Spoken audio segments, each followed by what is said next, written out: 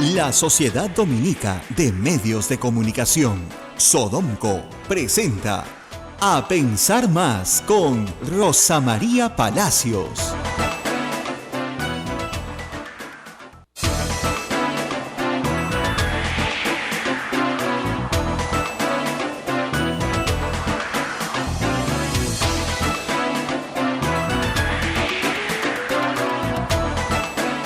Señoras y señores, muy buenos días. Bienvenidos a Pensar Más con Rosa María Palacios a través de las emisoras de la Sociedad Dominica de Medios de Comunicación. Lima nos escucha por Radio Santa Rosa, Chimbote RSD, Radio Santo Domingo, Arequipa, Radio San Martín, Cusco Radio Veritas, Ucayali, Radio Cepagua, La Convención, Radio Quillabamba, Puerto Maldonado, Radio Madre de Dios. Son las emisoras dominicas del Perú.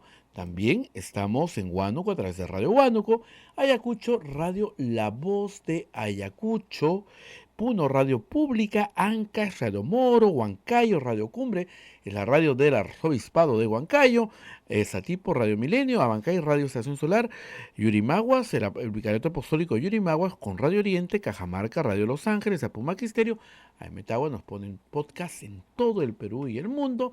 Estamos en los aplicativos móviles de tu teléfono celular y también en la página web de Radio Santa Rosa, www.radiosantarosa.com.pe. Rosa María, muy buenos días en este viernes 28 de febrero. Viernes 28 de febrero, mañana es 29. Hay 29. Hay 29 años bisiesto. Tenemos un día más de trabajo, día más de pago. Pero muy bien, estamos con ustedes transmitiendo desde Lima en un día soleado y caluroso que anuncia un fin de semana caliente. El último del febrero, felizmente. El último. Ayer un extranjero me decía, oiga, ¿y cuándo se acaba el calor acá? Uy, todavía tenemos para un par de semanas fuertes. Hacia fines de febrero cambió la cosa. El peor mes, por supuesto, como siempre, todos ustedes lo saben, es febrero, donde alcanzamos 30 y 31 grados en Lima sin ningún problema. En otra parte del mundo eso no sería una tragedia, pero con la humedad que tenemos en esta ciudad, por supuesto, todos estamos muy acalorados. Y esta semana que comentábamos que la política venía suave, pues las cosas se están complicando en varios frentes. Acaba de publicar IDL Reporteros, como siempre, en unas horas. Nadie sabe por qué publican a qué horas. Un recuento muy largo, con varias cosas muy interesantes sobre los chats de Alan García, las comunicaciones por WhatsApp. Una revelación es que en octubre del año pasado, la señora Chisman entregó copia de este chat con Barata a IDL, ya lo había hecho. IDL no lo publicó porque consideró que era un material para investigación y que que tenía más preguntas que respuestas, ¿no? Como por ejemplo, si había una comunicación fluida entre Barata y García, si esa comunicación entre Chisman revelaba que ella poseía su teléfono y que podía hablar con ella antes, en fin. Pero lo que revela toda la información publicada hoy sobre el caso García por IDL, porque específicamente sobre García, es que poco a poco García comenzó a temer mucho más el resultado de la investigación sobre su participación en, digamos, conjunto de actividades corruptas de Odebrecht. Y poco a poco se dio cuenta que su flanco más débil era Atala, porque a Atala le habían encontrado en la banca privada de Andorra una cuenta. Él alegaba que tenía inversiones. Era muy extraño que terminara en la banca privada de Andorra, que era el banco que utilizaba Odebrecht para pagarle a los testaferros de otros países, no solo del Perú.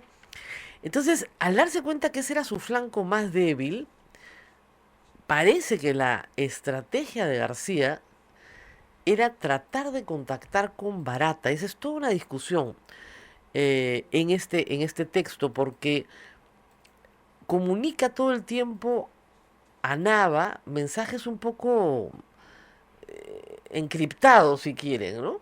Ya hablé con los amigos, hable usted con los amigos, dígale a los amigos, y los amigos son básicamente los brasileros. ¿Qué es lo que quería García? ¿Y qué es lo que descubre Nava? quería que los testaferros se inmolen por él, es decir, que Atala diga que la plata era de él, que Nava diga que la plata era de él, ¿Como mantilla, algo así? como mantilla, pero confesando delitos menores que ya habían prescrito, y como ya habían prescrito, pues claro, salían sucios, pero se ahorraban la cárcel, o un tiempo de cárcel. Pero ni Atala ni Nava estaban dispuestos a eso. Ese es el gran problema de García. Y cuando se da cuenta de que no se van a sacrificar por él, toma la decisión de matarse. Su forma de, digamos, ajustar el escenario era esa. Y hasta el final mantuvo una relación bastante cordial con Nava por el tipo de comunicación que mantienen, aun cuando Nava no participa en las elecciones del 2016. Y se queja en algunos momentos de que no la metan en determinadas cuestiones. Eh, Hay bastante, digamos, que decir sobre esto, ¿no? A mí me quedó claro desde el domingo pasado que este chat, que supuestamente era un arma mortal, donde Barata confesaba que no había nada contra Alan García, era en realidad la respuesta educada, de cortesía, de un hombre al cual la esposa del difunto lo estaba maldiciendo, porque le decía, Dios lo va a castigar por lo que nos ha hecho. Entonces, claro, cuánto lo siento, señora, sí era un buen hombre, ¿qué cosa vas a decir? ¿No? No vas a decir, sí, no, siempre supimos que era un ladrón, no le vas a contestar eso. Entonces, yo creo que Barata salía de la situación y que sí había al principio probablemente una intención de utilizar a otros para no incriminar a García y básicamente usar a Nava y Atala. Pero el asunto es que Nava y Atala no querían. Y el caso de Atala, que está narrado acá también, era más complicado porque él había abierto la cuenta en la banca privada de Andorra no solo a su nombre, sino también a nombre de su hijo. Y obviamente no quería que su hijo termine preso por algo que había hecho él. Entonces no le quedó más remedio que confesar todo lo que había sucedido para que su hijo saliera en libertad. Y finalmente él también saliera en libertad, como colaborador en este proceso. Nada está detenido, pero sigue trabajando su proceso de colaboración. Estas conversaciones lo que prueban, creen en IDL Reporteros, es que sí hubo al menos el intento, o tal vez, según algunas fuentes que tienen, la posibilidad de Alan García de hablar con Barata y coordinar alguno de estos temas. Reitero, la hipótesis es que Alan García quería hacer el control de todo este proceso consiguiendo chivos expiatorios, pero los chivos expiatorios no querían serlo, con lo cual decidieron simplemente ser detenidos, no incriminarse, y luego de la muerte de Alan García sí efectivamente contaron toda la verdad. Pero que Alan García ya se sentía muy acorralado, básicamente por el tema de Atala. Eso es lo que narra esta última entrega de Reporteros, donde hay que leer con paciencia, porque es un poco largo, y yo le decía a Romina Mela, con lo que acabo de escribir, que a veces se confunde uno, porque como están transcribiendo chats, ya no sabes quién habla con quién, ¿ya? Pero sí, ahí hay información que creo que es relevante para entender la psicología del personaje, Alan García, de sus últimos meses y de la estrategia de defensa posterior, que como yo les dije hace unos días, creo que tiene poco que ver con limpiar su nombre y mucho que ver con el avance de la investigación de pérdida de dominio sobre el patrimonio que deja Alan García después de su muerte. Aun cuando su familia insista en que todos los chicos estudiaron becados en el extranjero, que todo el patrimonio que tiene lo obtuvo a punta de conseguir créditos, etcétera, etcétera, ahí hay cosas que si se están avanzando dentro de la fiscal, dentro del juez de extinción, dentro del juzgado de extinción de dominio, habrá que ver cómo termina. Pero, en efecto, yo creo que estas expresiones de Barata no son más que las expresiones de una persona que tenía en efecto, yo creo que sí, mucho afecto por Alan García. Alan García era un hombre muy seductor. Se sentaba a conversarte y de verdad era un hombre en lo personal encantador. Entonces yo creo que efectivamente el señor Barata, después de tratar con Toledo, ¿no es cierto? Claro, encontró el Galán García, pues, ¿qué les puedo decir? ¿No? Un premio Nobel, entonces, que le haya tenido afecto, no lo dudo, y en ese sentido sus palabras eran sinceras, pero lo que él le dice a la señora Chisman y lo que hace pocos días después, pese a la presión de Erasmo Reina, que se recuerda también en este informe de IDL, pese a que Erasmo Reina le graba una conversación, le saca unas palabras idénticas a las dichas en el chat, idénticas, Sí, sí. ¿no? Entonces, pese a todo ello, al día siguiente el señor Barata se sienta y cuenta toda la historia de Chalán, de Atala y de todas las cosas que hicieron para conseguir que los dineros llegaran a Alan García por otra vía. Y luego Nava cuenta con detalle las loncheritas, las mochilas y todo lo demás. El testimonio de Nava es muy fuerte contra García. Se realiza el año pasado, recién en septiembre, pero es muy fuerte contra Alan García. Entonces no es que no haya nada contra Alan García, como muchas veces dicen sus seguidores. Contra García hay mucho. Desde el día en que el IDL le probó que había una conferencia por la cual no había honorario y él terminaba cobrando $100.000, desde ese día hasta hoy se ha avanzado muchísimo en la investigación. No se ha encontrado todo, ciertamente. Hay cosas extrañas. Hoy, por ejemplo, y saliéndonos un poco del tema de específicamente García, hay un informe de Ángel Páez en La República muy interesante sobre lo que José y Hernando Graña dicen de Nadine Heredia, de Ollantumala y de Barata.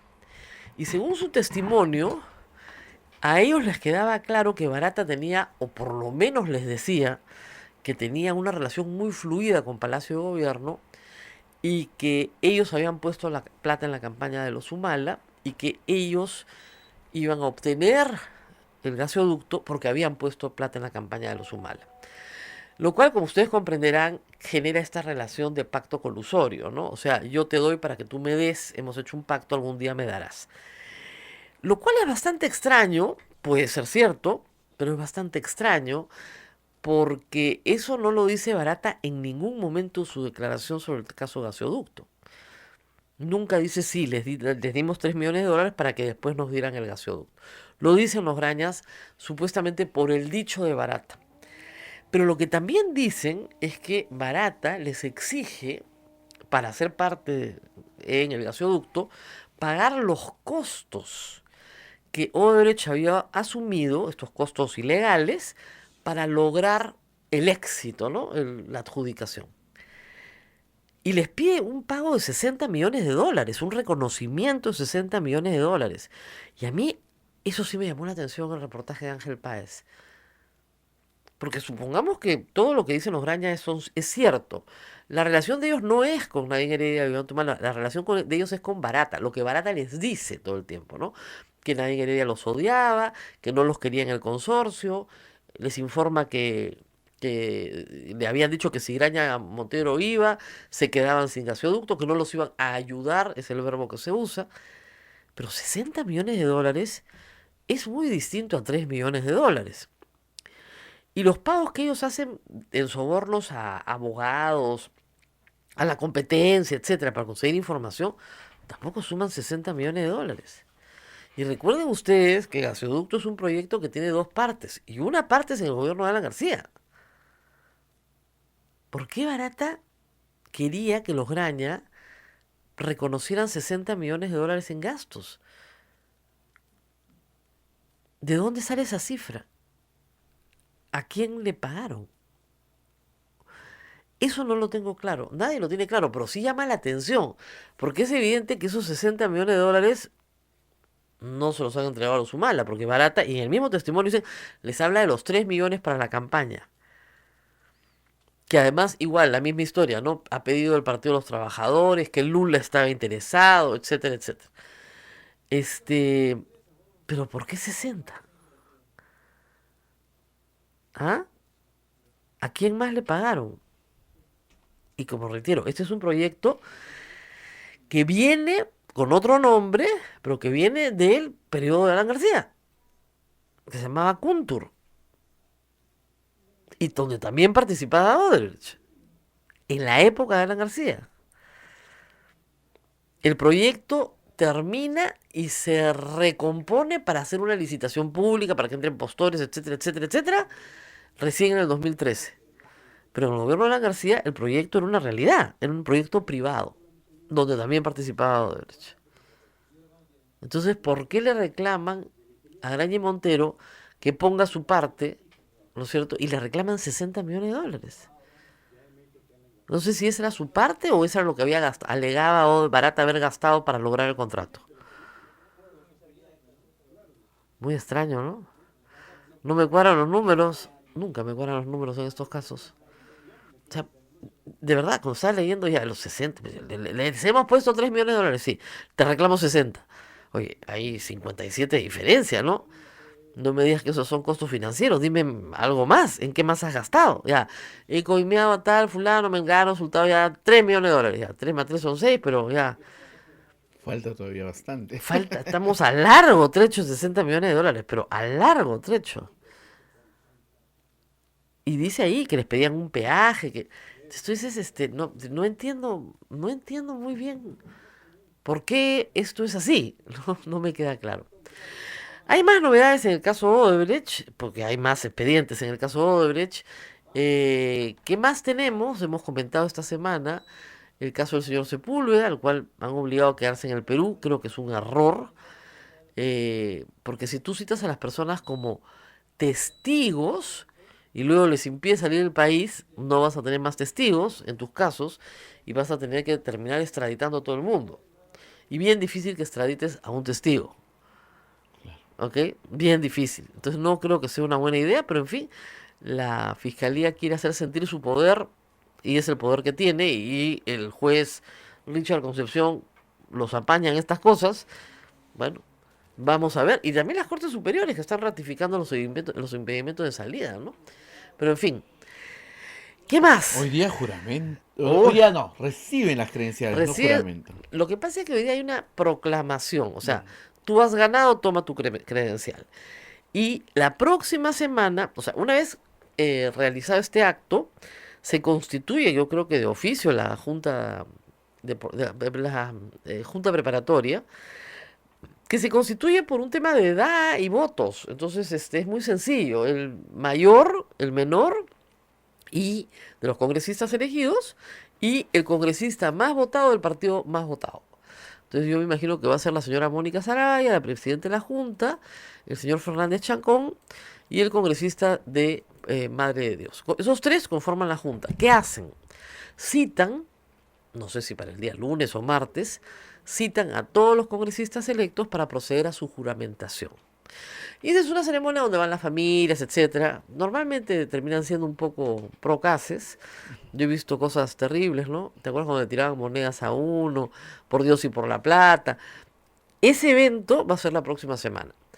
Una vez que se constituya el Congreso ya juramentado, tiene que también volverse a convocar la misma Junta Preparatoria. Se convoca para presentación de las listas a la mesa directiva y inmediatamente para el acto electoral, que es elegir a la mesa directiva. Todo eso tiene que suceder la próxima semana, no creo que pueda dilatarse más. Yo te dije, para marzo se van a instalar. Y una vez elegida la presidencia del Congreso, inmediatamente se convoca a pleno para discutir, y primero se hace en junta de portavoces probablemente, la conformación, el cuadro de comisiones, que es el que permite ya a las comisiones instalarse y ponerse a trabajar. Entonces, yo calculo que la próxima semana debe estar concluida la parte de juramentación de congresistas y espero el acto electoral de mesa directiva y la subsiguiente semana ya estaremos viendo los primeros plenos, donde, como te digo, se aprueba el cuadro de comisiones, etcétera, ¿no?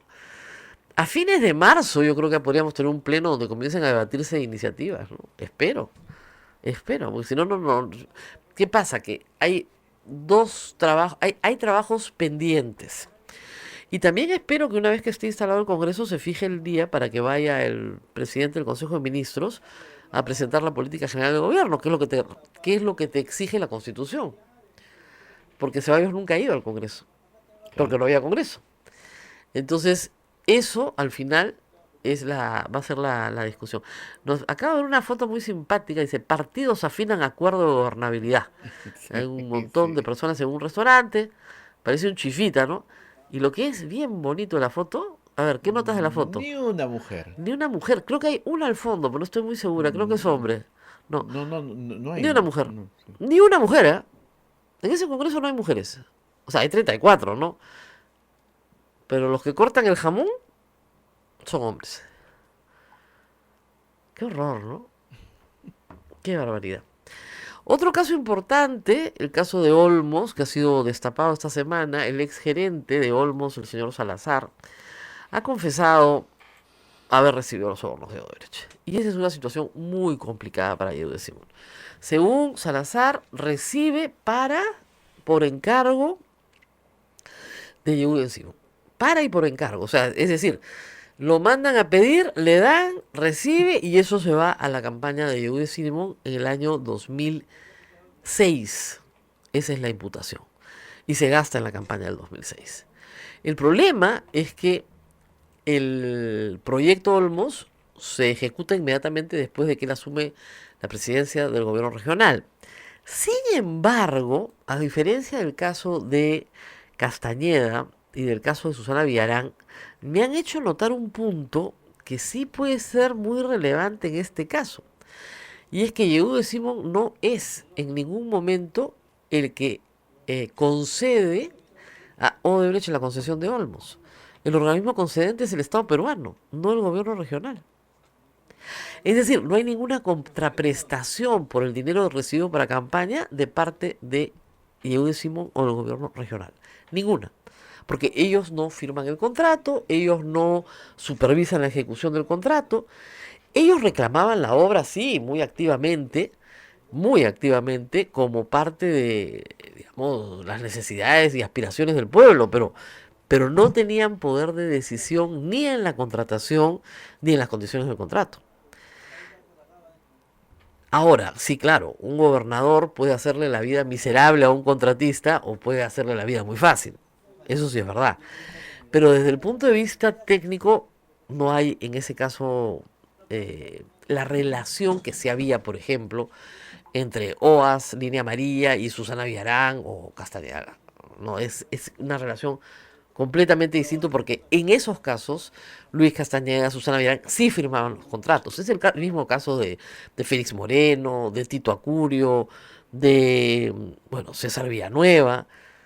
Eh, Hay que entender que si el dinero es un soborno por una obra pública, no hay discusión. Si el dinero es fondo de campaña, no debería estar penado, hemos explicado esto 1000 veces. Pero si el dinero es fondo de campaña versus dame la obra, ahí sí hay un pacto colusorio. Eso es lo que están diciendo los Graña, no Barata, los Graña, respecto a la donación de campaña para Ollantumala versus gasoducto. Lo que dicen acá en el caso de Yehude Simón es donación de campaña versus obra, pero esa ley dice, ok, un momentito, nuestra gobernación no tenía ningún poder para firmar el contrato, eso lo hacía el Estado peruano a través de Proinversión. Nosotros no participamos en la mesa de Proinversión. Eso estaría a favor de A Yehude favor de Yehude Simón. Simón. Cambia el panorama Claro, lo que fuertemente. tendría que decir, sí, recibí la plata para mi campaña y nos la gastamos toda en la campaña. No hubo defraudación tributaria, el íntegro se gastó todo en la campaña, gané el 2006, fui gobernador regional hasta el 2010, todo muy bonito. Después fui primer ministro en el camino, ¿no? Y bueno, se dan cuenta, o sea, al final decir la verdad es bien importante, ¿ah? En estos procesos, decir la verdad, no me hacen caso, pero digan la verdad el primer día. Porque van a terminar diciendo la verdad, ¿ah? Tarde o temprano la van a terminar diciendo o se va a terminar sabiendo. Entonces, novedades, como ven en el caso de Odebrecht, bastantes. Y como saben, ahora en marzo los fiscales se van a cerrar varios casos con Barata. ¿Conoceremos más codinomes? Conoceremos más, tal vez. Por ejemplo, Barata ya reveló los codinomes del caso Olmos, pero en algunos casos Barata dice que hay codinomes que no se refieren a una persona, sino a un colectivo, a un conjunto de personas. O sea, plata para los funcionarios regionales de Lambayeque, tanto. Y se ve una cantidad importante, pero eso se va subdividiendo, ¿no? Entre muchas personas, van repartiendo. Pero claro, falta más precisión, ¿no? Tú no puedes decir, todos estos recibieron, pero cuánto, cuándo, cómo, etcétera. Así vamos con Odebrecht. Y seguiremos con Odebrecht por mucho tiempo. Y obviamente estamos todos a la espera de novedades en el caso gasoducto también, porque la etapa preliminar ya terminó y empieza la etapa preparatoria. Y la fiscal Mori tenía que tomar una decisión importante, y eso tenía que salir esta semana, el lunes Lo o han martes. postergado otra vez. No se sabe nada. Yo estaba averiguando por todos lados, a todos mis amigos periodistas les he preguntado y hasta ahora no sé en qué va. ¿Por qué es importante? Porque la noticia es si incorpora o no incorpora a los directivos de Odebrecht. Parece ser que están llegando a una negociación para incorporar el caso gasoducto dentro del convenio con la relación eficaz. Y si es así, probablemente el caso ante el CIADI se retire. Pero esa es la gran noticia y tenemos que ver si va a funcionar o no. Todavía no sabemos absolutamente nada sobre eso. Pero sí tenemos otras noticias importantes en el Estado peruano, ¿eh? El nombramiento. Pero ¿por qué el presidente se esmera en nombrar personas que están o que no salieron pues precisamente por la Bueno, puerta grande pero hay que ser, a ver, estamos hablando de qué, del nombramiento del señor Petrosi como agregado cultural en la embajada de de Alemania? Perú en Alemania, en Berlín. Bueno, digamos, de todos los cargos que hay en el sector público, como que no te han dado el de lujo, ¿no? Vamos por partes y cucharadas. En mi memoria, no recuerdo a ningún exministro que haya salido del Perú en ningún otro cargo que no sea el de embajador. O sea, el señor Vizcarra salió del Ministerio de Transporte, lo mandaron a Canadá. Mucho frío, todo lo que uno quiera, pero lo mandaron a Canadá como embajador.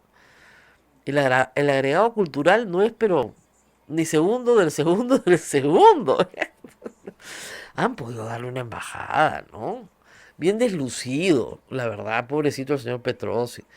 Porque parece que, ¿no? Es algo así como, miren, yo me metí al Estado por 5 años. Me cerraron el Congreso, bueno, que me hagan ministro. Me votaron de ministro, bueno, pues que me den algo de chamba. Ya cualquier cosa para, digamos, completar los 5 años. Agregado cultural, ¿cuándo se ha visto eso?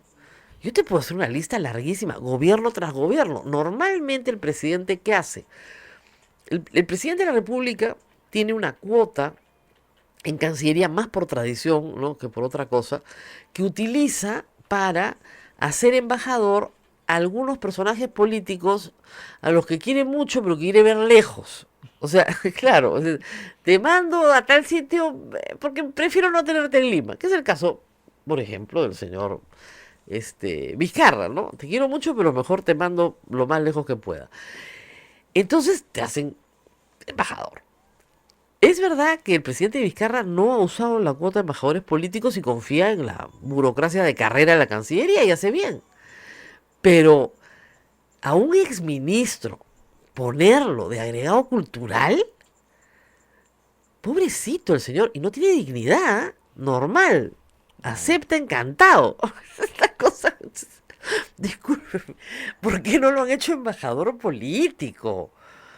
¿Dónde están los derechos humanos del señor Petrosi, por Dios? Que bajo el lema de vivir fuera del presupuesto es vivir fuera de la realidad, y acepta lo que le den. Además, como ustedes comprenderán, salvo que sean unas vacaciones bien remuneradas, ¿no? Porque como ustedes comprenderán, o sea, la movida cultural peruana en Berlín no es que te vaya a dar un infarto seguirla, ¿no? O sea, no es que bestia, qué tal chambaza la que le espera al agregado cultural. El señor Petrosi se hizo famoso por despedir de mala manera a la directora de la Biblioteca Nacional y al director del Instituto de Radio y Televisión del Perú, que no había hecho nada, más no querer darle algún nivel de pleitesía, ¿no?, en Canal 7 y en Radio Nacional al gobierno, sino tratar de manejarlo con cierta ecuanimidad, ¿no es cierto? Pero el problema, al final de cuentas, es que el señor Petrosi en materia administrativa demostró pues enorme incompetencia. Y lo que denuncia Augusto Álvarez hoy día en su columna es bien serio. En los últimos días de su mandato, el señor Petrosi firmó un decreto supremo que permite que en realidad el aeropuerto Chinchero se apruebe con un certificado de inexistencia de restos arqueológicos con silencio administrativo positivo. Yo estoy muy a favor del aeropuerto de Chinchero, pero no estoy a favor de que se hagan las cosas a patadas. Y es extraño, como dice Augusto Álvarez en su columna hoy, que un presidente que sale corriendo cada vez que le hacen bu, como en el caso de Tía María, ve un ratoncito y se trepa a la mesa, en el caso Chinchero lo quiere sacar a patadas a como de lugar. Dice, el titular de la columna es muy bueno, pues dice de Chinchero a Berlín, Ticket Express. Ahora, bien malo el presidente, ¿eh? Eso no se hace. Lo hubiera hecho embajador, pues. No, agregado cultural. ¿No da para más el hombre? Si era ministro. Si era ministro, ¿por qué no lo hacen agregado? Hay otras personas hoy día en el comercio, otros exministros que tienen cargos en el sector público, pero normalmente en áreas de su especialidad, ¿no? Por ejemplo, la exministra Paola Bustamante maneja todo el tema del corredor minero porque se especializó en eso durante su gestión como ministra en el MIDIS. Y sería una pena que el Estado prescinde de su servicio porque lo hace muy bien y se ha ganado la confianza de la gente. La señora María Jara está presidiendo ATU, que ATU es casi un ministerio, es una organización para el transporte urbano muy importante y ojalá que comience a funcionar bien pronto. Entonces, son encargos, digamos, de cierto nivel, o de cierto nivel para un exministro, ¿no? Pero agregado cultural en Berlín. Pobrecito señor Petrosi. Y la señora Zulema Thomas ha sido nombrada asesora Pero también eso del ministerio, te piden, mira, normalmente una persona que ha sido ministro te piden consultor, asesor, miembro del directorio, porque tienes prestigio, porque conoces el tema, pero no es un trabajo pues a dedicación exclusiva y tiempo completo. Muchos ministros se quedan de asesores de PCM para determinados temas en particular. El mismo Vizcarra fue asesor de PCM cuando lo sacaron del Ministerio de Transportes y Comunicaciones. Pero luego lo nombraron embajador. Pero si vas a salir del Perú, oiga, representante del Perú ante la UNESCO, pues. ¿Qué pasó, señor Petrosi? Lo mínimo, pues. UNESCO está en París. Luido Regio ahí. Pero nada, agregado cultural en Berlín. Qué triste, por Dios. Pudo ser peor, ¿no? Pudo ser peor, ¿no? Agregado cultural en Kuala Lumpur, por ejemplo, ¿no? Pero es que no tiene sentido. Este señor ha sido, de un poco respeto, ha sido ministro de Estado. Corto tiempo. Y fue un pésimo ministro por la forma en la que salió. Y seguramente le ha hecho sus servicios al señor presidente, en el caso de Chinchero. Pero por lo menos, pues, representante ante la UNESCO, hombre. Pero agregado cultural en Berlín. Ahora, el sueldo no es malo, ¿ah? No vayan a pensar que tampoco lo van a hacer pasar hambre. No. El sueldo no es malo. Tampoco es un sueldo... O sea, a ver, para términos peruanos, sí, efectivamente, es un sueldo alto, ¿no? Son $8.500. No se desmayen, chicos. Pero en Berlín vivir es muy caro. Muy, muy caro. Entonces, es caro. Pero $8.500 te da para alquilar algo. Y la Cancillería, la embajada te pone algunas cositas también, ¿no? Hay mucho vida social. A veces te ponen el carro, qué sé yo. Te dan gastos de representación para algunas cosas, ¿no? Te dan el chofer para ir a otras, etcétera, etcétera. Esto está muy gracioso, la verdad. Ahora, esta información ayer la filtró la propia Cancillería. Ah, porque estos chismes llegan más rápido que volando. Pero más rápido que volando. En fin, nos tenemos que ir a la pausa, pero regresamos para hablar del informe de Amnistía Internacional sobre el estado de los derechos humanos en el Perú. Vamos a regresar con eso con la señora Marina Navarro en un instante.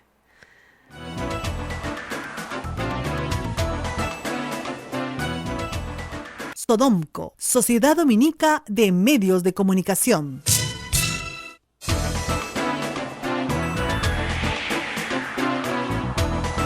Continuamos con A Pensar Más a través de las emisoras de la Sociedad Dominica de Medios de Comunicación. En Lima nos escuchan por Radio Santa Rosa, en Chimbote RCD, Radio Santo Domingo, Arequipa, Radio San Martín, Cusco, Radio Veritas, Ucayali, Radio Cepagua, La Convención, Radio Quillabamba y Puerto Maldonado, Radio Madre de Dios.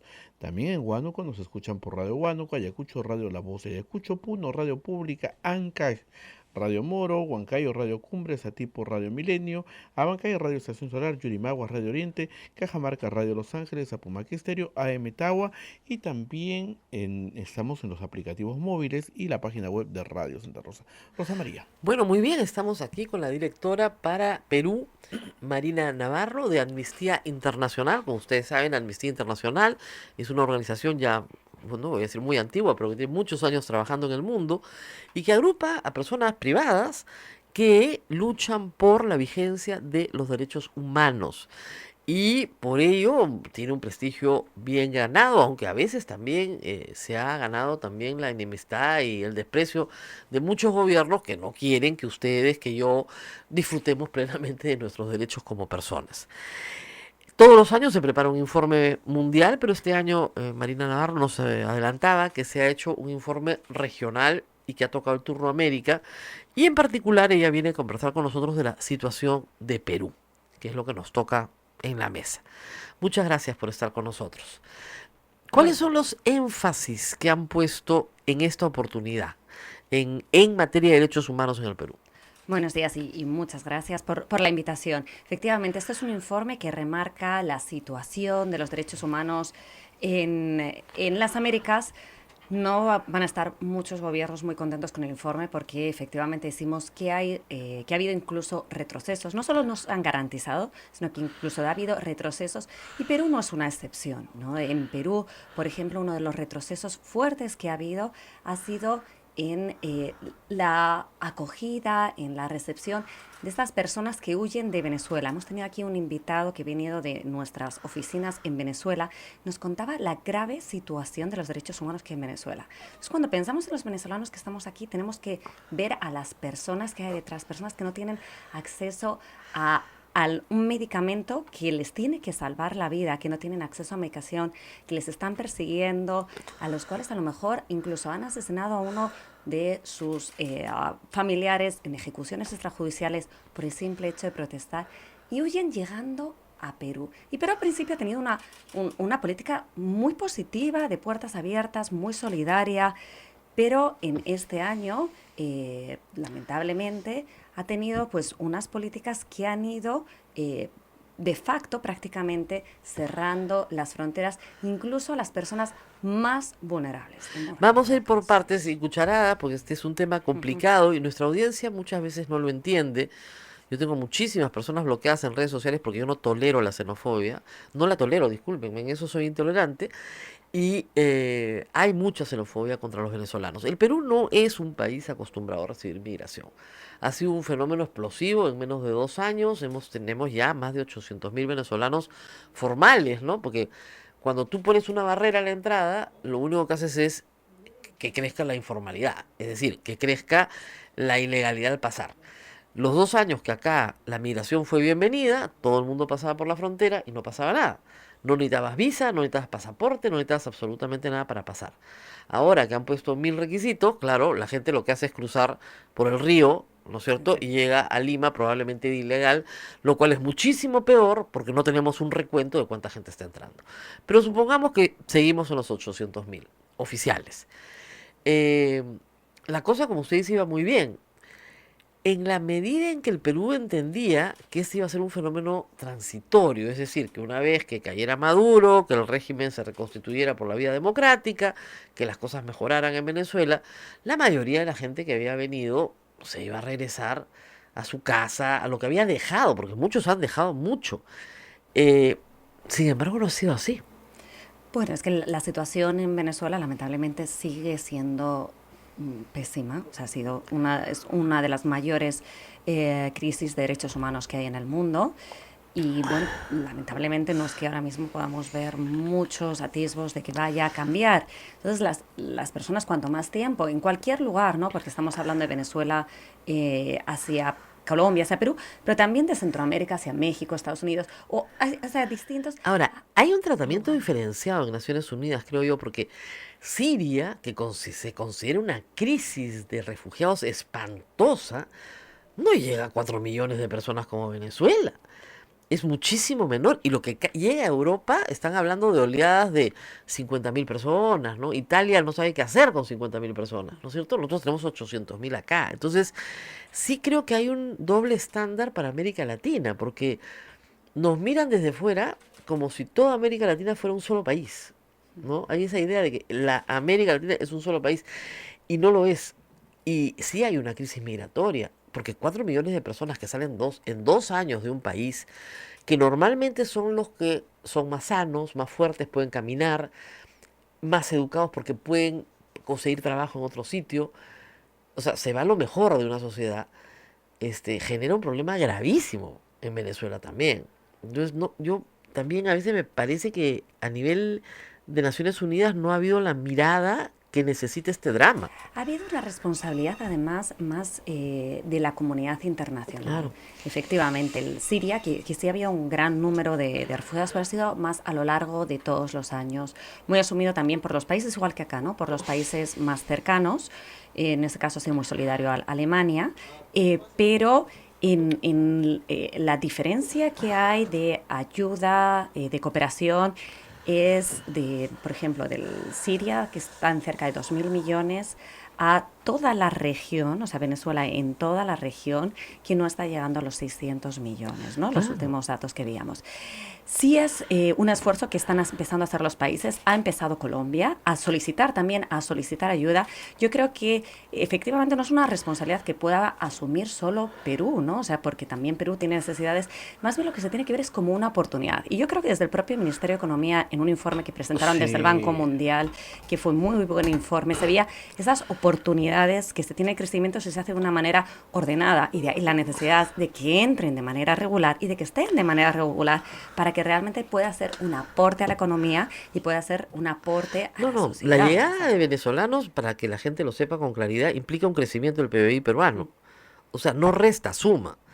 Porque es mano de obra calificada que el Estado peruano no ha gastado un centavo en formarlo. Y es algo que las autoridades de Perú tienen que salir promover más a decir y a explicar, porque se les da algo que nosotros hemos estado señalando mucho. Se está resaltando mucho más algunos casos negativos que todo lo positivo que puede Ahora, traer. ¿qué hacemos si el presidente de la República se va al aeropuerto a anunciar una deportación de 50 personas no delincuentes, indocumentadas? Porque si fueran delincuentes tendrían que ir a cumplir a prisión la pena por su delito. O no, o quieren que deportemos delincuentes para que se vuelvan a meter por la frontera porosa que tenemos con Ecuador. Entonces, el presidente va y anuncia que va a votar, y anuncia que quiere visas, y anuncia en un discurso completamente distinto al presidente anterior, con el ministro del Interior, y la gente lo aplaude. La gente lo aplaude porque usted sabe perfectamente que alimentar la xenofobia es como alimentar el miedo al coronavirus. Es baratísimo. Siempre hay un culpable ajeno que me va a causar daño, y qué bueno que sean en este caso los venezolanos, como en Alemania los judíos. Es facilísimo. ¿Por qué el presidente de la República ha alentado eso? Sí, y no es el único caso en el que lo hemos visto. O sea, lamentablemente lo vemos en distintos países. Desde Amnistía Internacional, que reportamos lo que ocurre en distintos países, lo vemos como que es un recurso muy lamentable que se utiliza de generar odio, porque eso es realmente alimentar la xenofobia. Entonces, sí es algo que creemos que es importante. Y también dar mensajes, cuando estabas comentando también lo de las personas que están teniendo que llegar, que ahora son las más vulnerables, las mujeres que se han quedado en Venezuela, los hijos que vienen a reagruparse, a estar con sus familias, tienen que entrar en situaciones lamentables, y esto lo que hace es aumentar el peligro, aumentar los casos de trata, de la propia violencia. Otros casos que resaltamos, Rosa María, es que quiero hablar de él, es de la violencia hacia las mujeres. Y vamos a hablar en Perú de las peruanas, pero para terminar este punto, las mujeres venezolanas que están en Perú tienen ahora mismo una doble vulnerabilidad, porque se sienten con miedo siquiera de ir a los centros de emergencia mujer, no saben dónde denunciar, son mucho más vulnerables al acoso sexual en el ámbito laboral, a la trata. Entonces, sí tenemos ahí una situación que se tiene que tratar de una manera diferencial. Y la situación es grave, y es grave en Perú. 166 feminicidios el año pasado, 700 denuncias diarias. Denuncias, que eso Bueno, es solo lo que se ha ahora, hay denunciado. toda una discusión estadística, ¿no? Lo que dice es que ha aumentado. No, no es que haya aumentado probablemente, sino que estamos contándolo. Porque durante muchos años este fenómeno estuvo invisibilizado y no se contaban los feminicidios. No se sacaba la cuenta. Decían, no, asesinato en reyerta familiar, asesinato en por celos, asesinato, violencia familiar, pero no se ponía que la mujer había sido asesinada por su condición de mujer en una relación donde el hombre tenía dominio sobre su cuerpo. O sea, eso es así de simple, eso no se decía. Y también que el hecho de que haya tenido mucha más cobertura de medios estos casos, y en algunos casos algunos finales, no sé si felices, pero por lo menos que han salvado vidas, las mujeres se han animado a denunciar.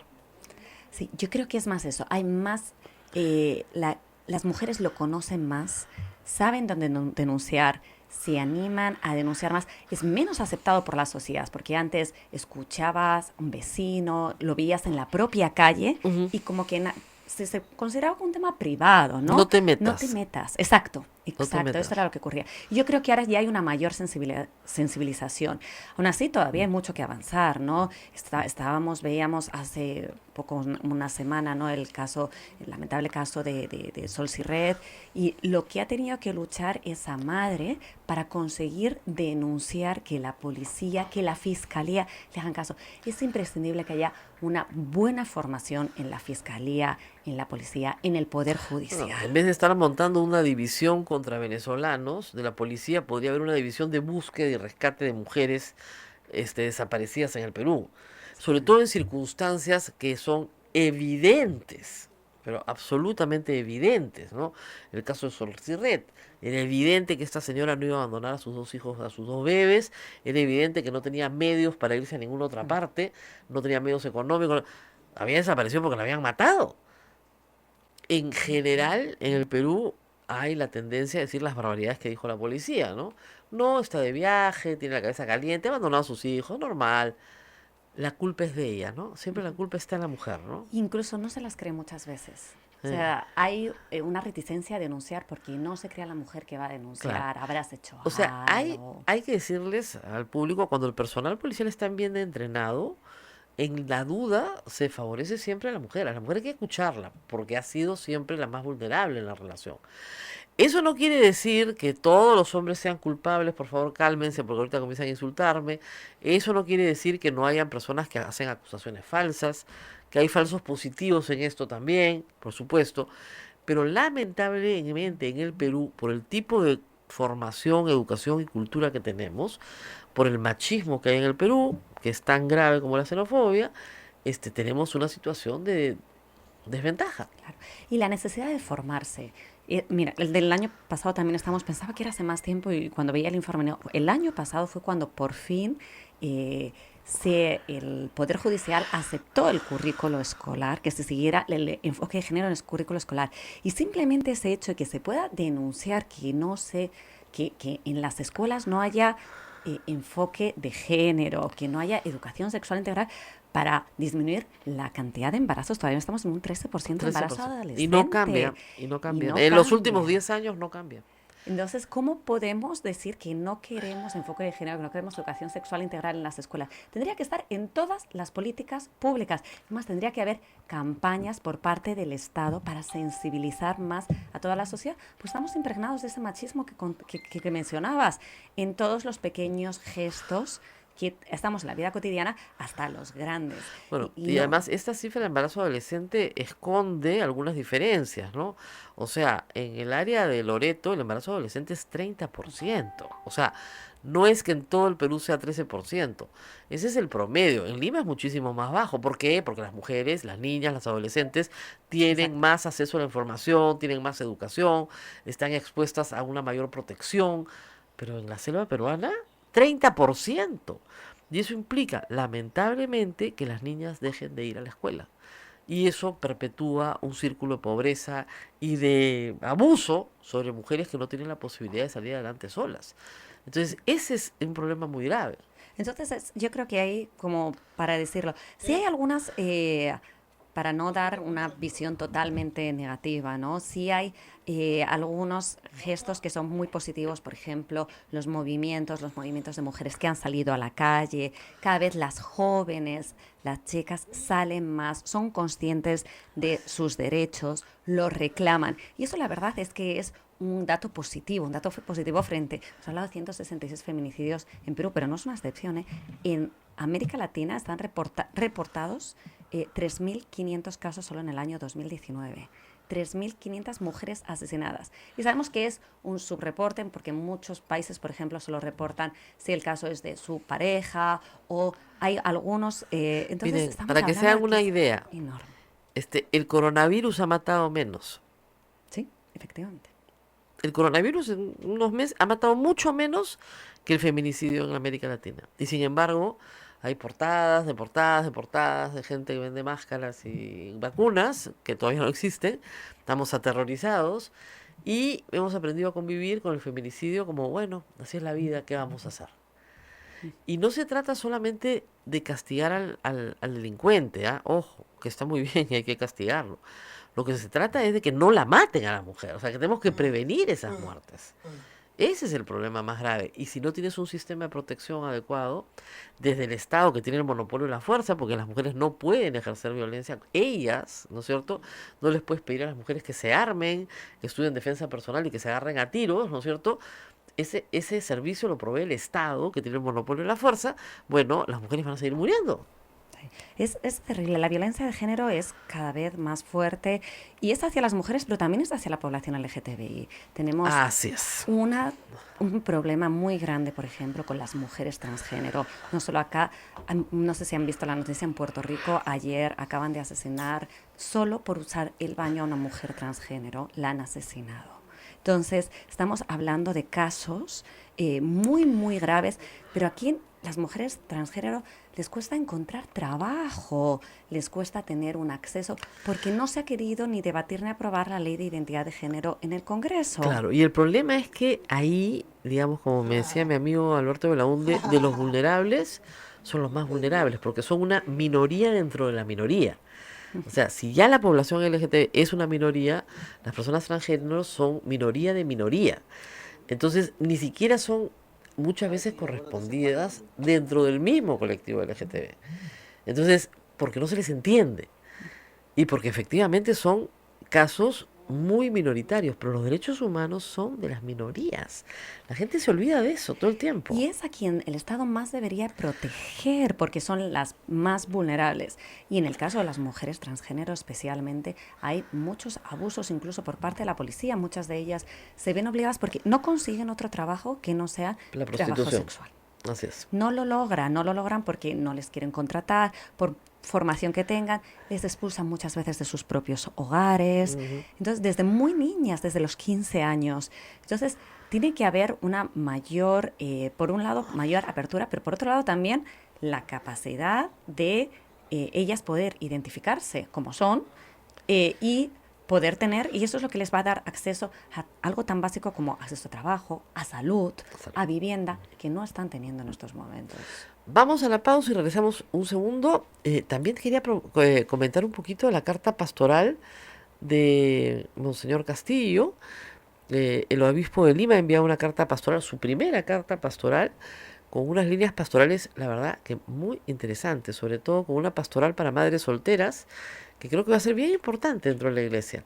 Y la idea de acercar a la iglesia a personas que están completamente alejadas, que han sido estigmatizadas, y que al contrario les dicen vengan con nosotros. Así que es un cambio importante. Vamos a la pausa y volvemos.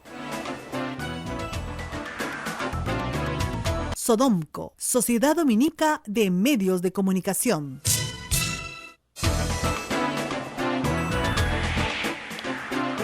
Último segmento de A Pensar Más con Rosa María Palacios. Rosa María.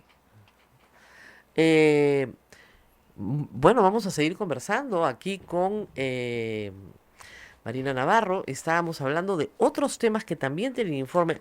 Hay muchos, por supuesto, no, ojo, no crean que solamente se habla de mujeres o de migrantes. Hay todo el tema de crisis climática, salud humana, complicado, y los derechos de los pueblos indígenas, pero también hay un tema que no quiero dejar de mencionar, que es el tema de los defensores de derechos humanos y la libertad de expresión, un derecho humano fundamental. Y ustedes han tomado como tema, creo yo, central el caso de Paola Ugaz, que tiene pues la triple condición de mujer, periodista y también defensora de los derechos de las víctimas de severos abusos sexuales dentro de la organización Sodalicio y otras organizaciones de la Iglesia Católica. Y que es una persona que está siendo hostigada judicialmente y sistemáticamente en el último año en distintos juzgados del Perú por las mismas personas para que no publique las investigaciones que está realizando. Sí. Mira, el tema de defensores de derechos humanos, de libertad de expresión, incluso de protesta, ¿no? Que obviamente en este año hemos trabajado en todas las Américas, no es un tema que sea excepcional, pero sí es un poco diferente en Perú. En Perú lo que más se está utilizando ahora es lo que se llama la criminalización, es decir, usar el sistema penal, especialmente, aunque ahora se está empezando a usar también el sistema civil, pero hasta ahora se ha estado usando el sistema penal precisamente para hostigar a las personas que defienden derechos humanos. Son casos en los que no hay ninguna evidencia. Nosotros hemos estado reportando el caso de Paola Ugaz, también con el de Pedro Salinas conjuntamente por el libro que ellos publicaron, y hemos visto todo el expediente y no hay manera de decir que haya ningún tipo de evidencias.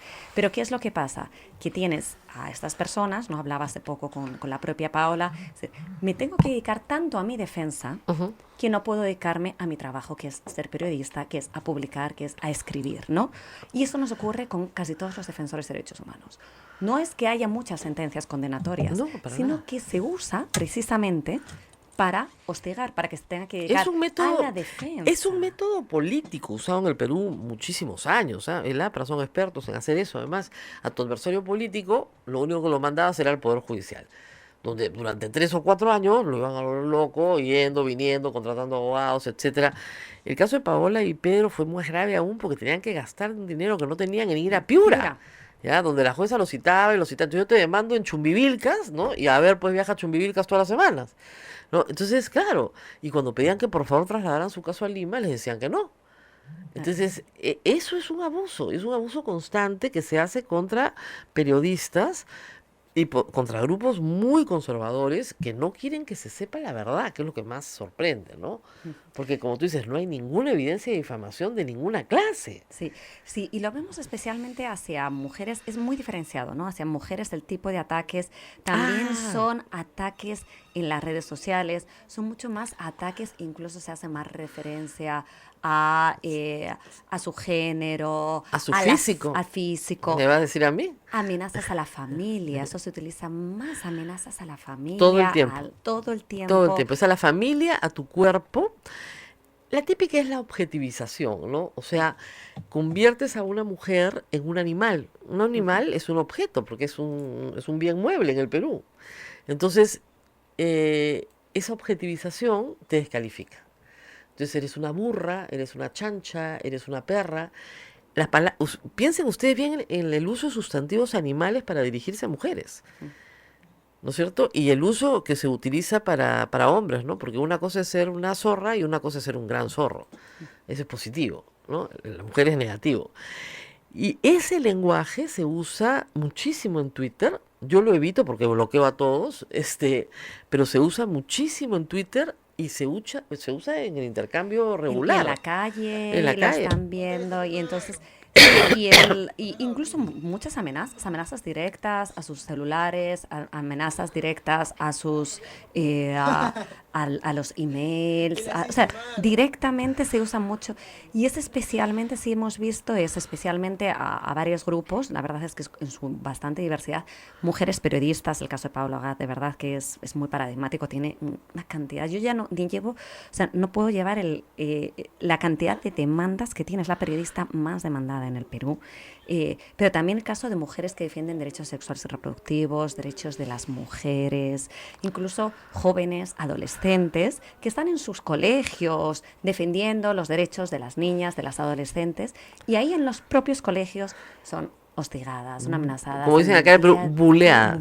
Exactamente. Buleadas. Pero las mujeres indígenas que defienden su tierra, que defienden su comunidad, el agua, la alimentación, Pero la salud, eso estábamos viendo. Pero si están rodeadas de ambientes absolutamente machistas. Entonces, son muy amenazadas desde distintos aspectos, ¿no? Entonces, ahí estamos viendo las mujeres trans también, estábamos hablando. Entonces, en su diversidad, las mujeres están recibiendo una serie de amenazas muy diferenciadas por el solo hecho de ser mujeres, ¿no? Y por defender los derechos humanos, efectivamente. Y por defender, en una gran mayoría, los derechos de las mujeres. Entonces, claro, aquí lo que se está poniendo en juego es una lucha, pues un cambio en los poderes, ¿no? Y entonces el que tiene el poder, que en este caso es más el varón, y lo veíamos también en las relaciones, pues se resiste de una manera muy violenta. Exactamente. Bueno, este ha sido el reporte, lo pueden leer en la página web de Amnistía Internacional, es Amnistía PE para el Perú, ¿no? Sí. Es amnistía.org. org.pe, me olvidé el org. Ahí está el informe completo para todos los interesados. Nosotros nos tenemos que ir despidiendo. La próxima semana vamos a ver la carta pastoral del obispo de Lima, porque yo creo que implica, y él así lo dice, un cambio radical entre la relación entre sociedad, laicos, iglesia, y tiene párrafos, la verdad que bien interesantes, con cambios bien importantes, después de todo un tema de escucha bastante interesante, que creo que nos va a dar algunas luces sobre lo que quiere hacer el obispo de Lima. Ya va a cumplir un año en el obispado, sobre lo que quiere hacer el obispo de Lima y cómo ese puede ser un cierto liderazgo dentro de la conferencia episcopal. Bueno, nos vamos. No se olviden que hoy día tenemos misa del Señor de la Justicia. Esta es una radio pastoral y nosotros vivimos, como ustedes saben, de ustedes. O sea, vivimos de lo que ustedes nos dan. Entonces todos los días pasamos el sombrero. Si quieren colaborar con nosotros, vayan a la página web www.radiosantarosa.com.pe y a través de PayPal hagan su donación. Conmigo será hasta el lunes. Buen fin de semana. Y también no se olviden, nuestros amigos los esperan en el Hospital de la Caridad de San Martín de Porres, que es parte de la obra de los Ah, Padres no, sí, Dominicos. de verdad, para cualquier cosa, sobre todo si usted está en el centro, atendemos gratuitamente y es una Sí, obra muy bonita, muy bonita. no solo el hospital, sino el Hogar San Martín al lado. Aquí hay más de 100 indigentes en el centro de Lima que son atendidos desayuno, almuerzo y atención de salud y entretenimiento. Si ustedes quieren colaborar, encantados, y si ustedes quieren ser atendidos, si nos están escuchando, también encantados. Muy bien. Hasta el lunes, Rosa María. Hasta Feliz luego. fin de semana. Hasta luego.